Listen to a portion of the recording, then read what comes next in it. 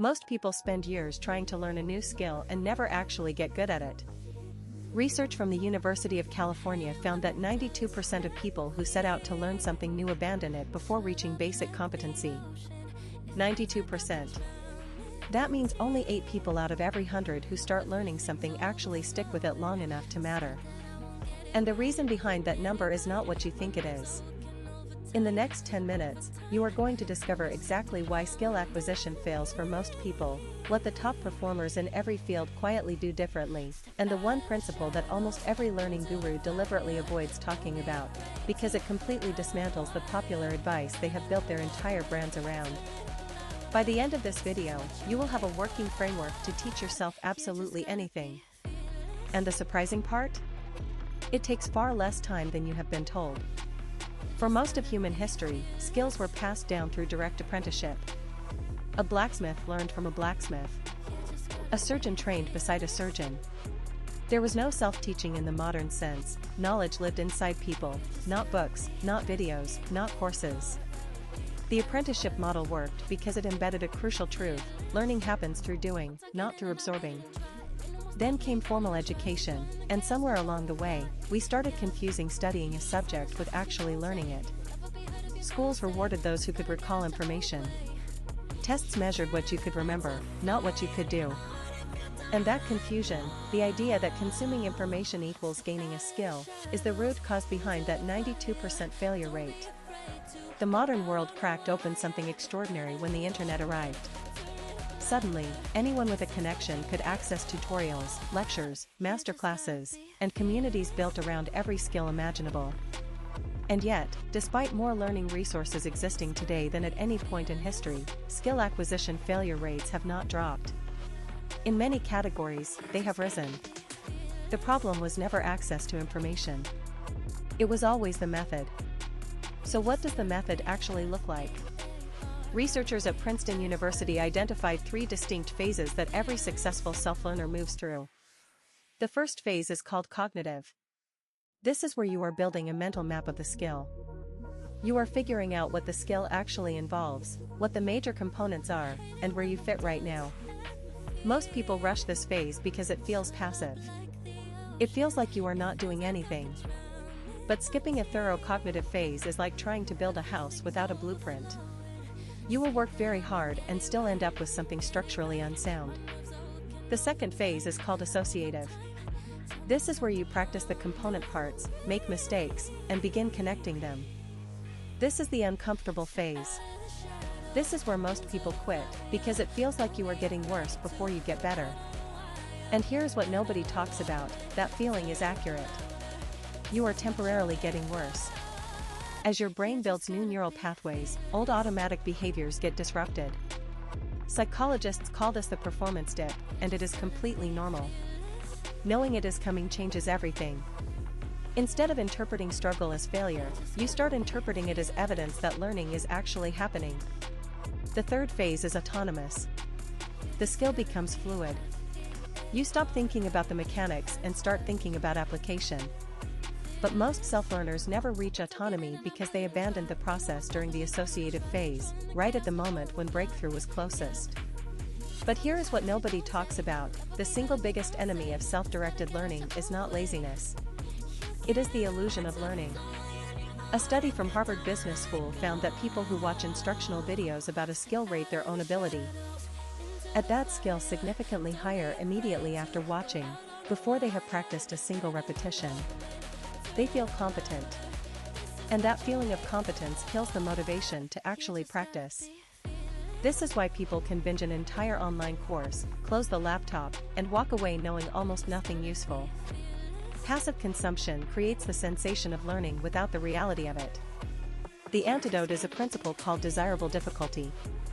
Psychologist Robert Bjork at UCLA has spent decades studying this. His research shows that learning conditions that feel harder in the moment produce dramatically stronger long-term retention and skill transfer. Spacing your practice out over days instead of cramming it into one session feels less efficient but produces far better results. Testing yourself on material before you feel ready feels uncomfortable but accelerates mastery.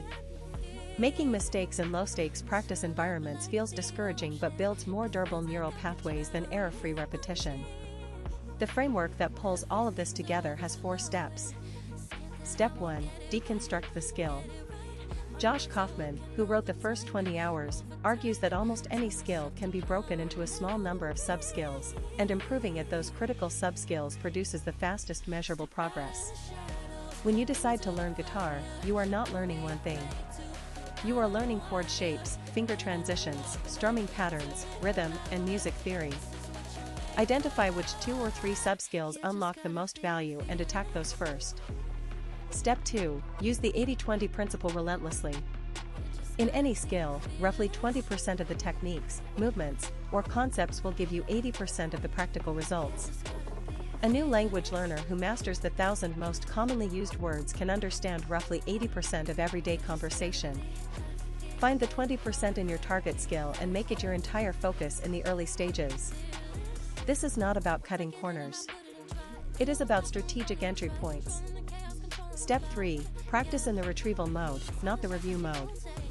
Every time you sit down to practice, start by trying to recall or perform what you learned last session before reviewing your notes or watching anything. This retrieval attempt, even when it fails, dramatically strengthens the memory trace.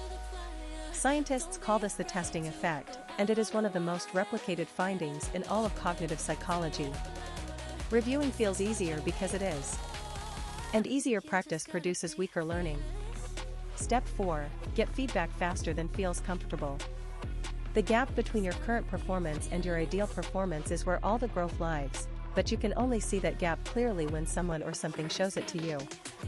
Use video recordings of your own practice. Use online communities.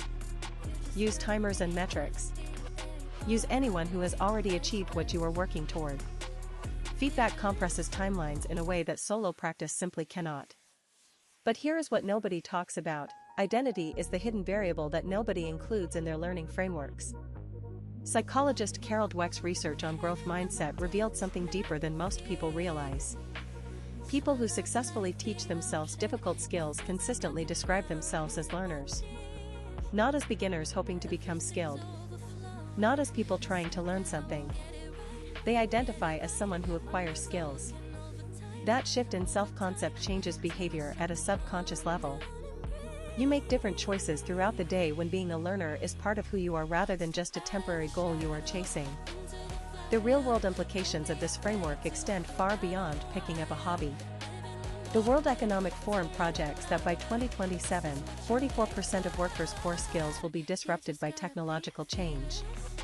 The people who thrive in that environment will not necessarily be the ones with the most impressive degrees or the longest resumes. They will be the ones who have developed the meta-skill of learning itself.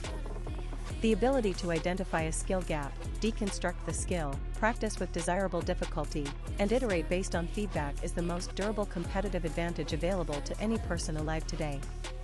Every time you successfully teach yourself something new, you are not just gaining that skill. You are reinforcing the neural architecture and psychological identity that makes the next skill easier to learn. High performers in every field, musicians, athletes, entrepreneurs, surgeons, share this trait more consistently than any specific innate talent. They are obsessive self-learners. And that is a behavior, not a gift. So here is your takeaway. Stop consuming and start constructing. Before you go, if you learned something valuable today, hit that like button right now. Subscribe to Brain Boost Academy for a brand new video every single day. We will see you in the next one.